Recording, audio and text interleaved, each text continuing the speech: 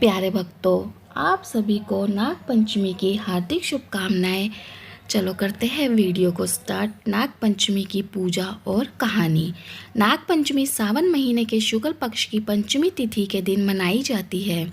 ये दिन नाग देवता को समर्पित है। पौराणिक काल से ही सांपों को देवताओं की तरह पूजा जाता है। माना जाता है कि नाग की पूजा करने से सांपों के डसने का भय समाप्त हो जाता है। भगवान भोलेनाथ के गले में भी नाग देवता लिपटे रहते हैं। धार्मिक मान्यता के अनुसार नाग पंचमी के दिन नाग देवता की आराधना करने से भक्तों को उनका आशीर्वाद प्राप्त होता है और कई अन्य प्रकार के भी शुभ फल प्राप्त होते हैं। इस दिन महिलाएं भाई तथा परिवार की खुशहाली के लिए करती हैं नाग देवता की पूजा और उन्हें दूध अर्पित किया जाता है। नाग पंचमी के दिन जिन नाग देवता की पूजा की जाती है वो इस प्रकार है: वासुकी, कालिया, शेषनाग, काकोटक, मणिभद्रक, धीरराष्ट्रीय, शंखपाल, तक्षक आदि।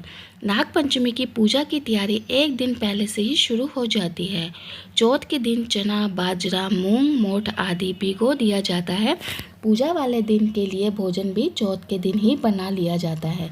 पूजा के बाद ये ठंडा भोजन खाया जाता है। नाग पंचमी की पूजा विधि: सुबह जल्दी उठकर घर की सफाई और स्नान आदि करके स्वच्छ वस्त्र पहने, दीवार पर गेरू पोतकर पूजा करने का स्थान बनाए। कच्चे दूध में कोयला घिसकर उससे गेरू से बने स्थान पर घर जैसी आकृति और उसके अंदर 5 फन वाले नाग देवता की आकृति बनाएं अथवा घर के दरवाजे के दोनों तरफ 5 फन वाले नाग देवता की आकृति बनाएं। नाग देवता बनाने का एक अन्य तरीका यह है कि रस्सी में 7 गांठ लगा लें। इससे पाटे पर रखकर उसकी पूजा की जा सकती है। अब यदि संभव हो तो नाग की बमई पर 1 कटोरी दूध चढ़ाकर पूजा करें। बमई ना हो तो दीवार पर बने या पाटे पर विराजे नाग देवता की पूजा भी की जा सकती है। पूजा के लिए रोली, अक्षत से टीका करके मोली, पुष्पगंध आदि अर्पित करें। भीगा अनाज, धान, खील, दूबा, खीर या दूध, मिठाई आदि अर्पित करें। नाग पंचमी की कथा सुने और आरती करें। सास या जिठानी को भीगे अनाज, मिठाई तथा यथाशक्ति रुपए का बायना पैर छूकर दे और आशीर्वाद ले। नाग पंचमी के दिन धरती नहीं खोदनी चाहिए। नाग पंचमी की कथा: एक सेठ के 7 लड़के थे। सातों विवाहित थे। सबसे छोटे लड़के की पत्नी सुशील और बुद्धिमान थी। उसका कोई भाई नहीं था। एक दिन बड़ी बहू सभी को साथ लेकर मिट्टी लाने के लिए गई। वह खुरपी से मिट्टी खोदने लगी। तभी वहाँ एक सांप निकला जिससे बड़ी बहू खुरपी से मारने लगी। ये देखकर छोटी बहू ने कहा, इसने हमारा क्या बिगाड़ा है?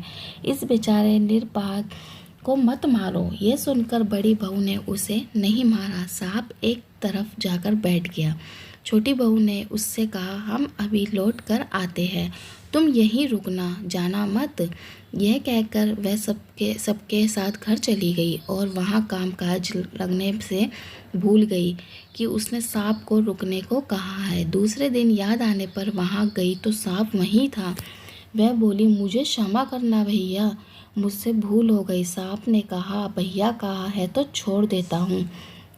आज से तू मेरी बहन है, जो इच्छा हो मांग ले। उसने कहा, मेरा कोई भाई नहीं था, मुझे भाई मिल गया।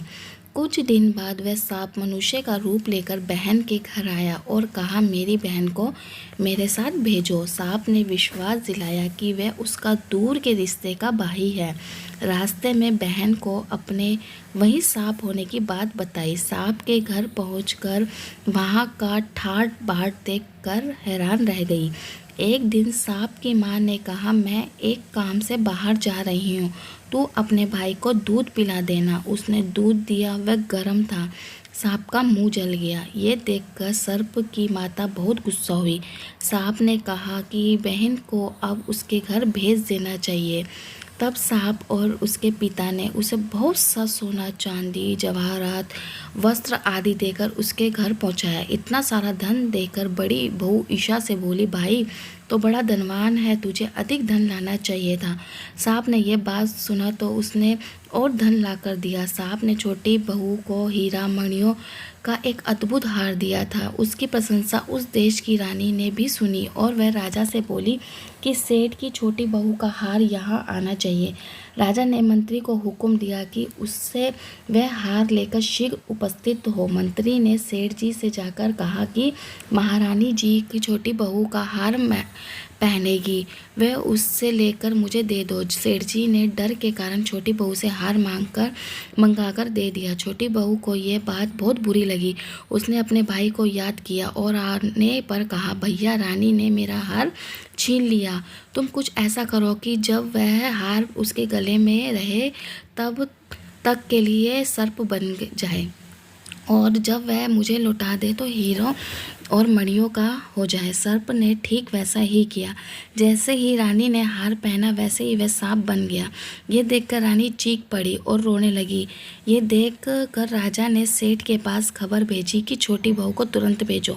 सेठ जी डरते हुए छोटी बहू को साथ लेकर वहां पहुंचे। राजा ने छोटी बहू से पूछा, तूने क्या जादू किया? मैं तुझे दंड दूंगा।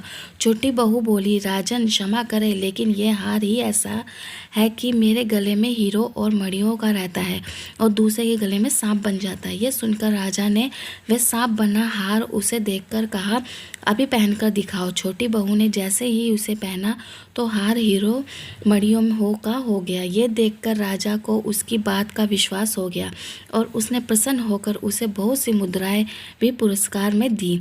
छोटी बहू अपने हार और धन सहित घर लौट आई।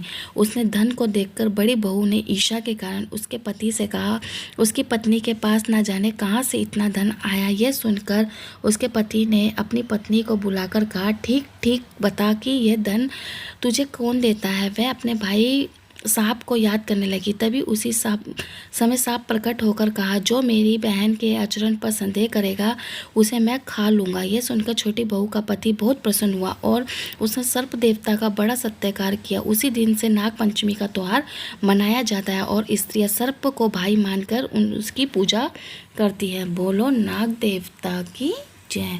प्यारे भक्तों, आपको वीडियो अच्छी लगी तो वीडियो को लाइक करना, शेयर करना, कमेंट्स करना, सब्सक्राइब करना। आपसे मिलती हूँ मैं अपनी नेक्स्ट वीडियो में। जब तक के लिए राधे राधे।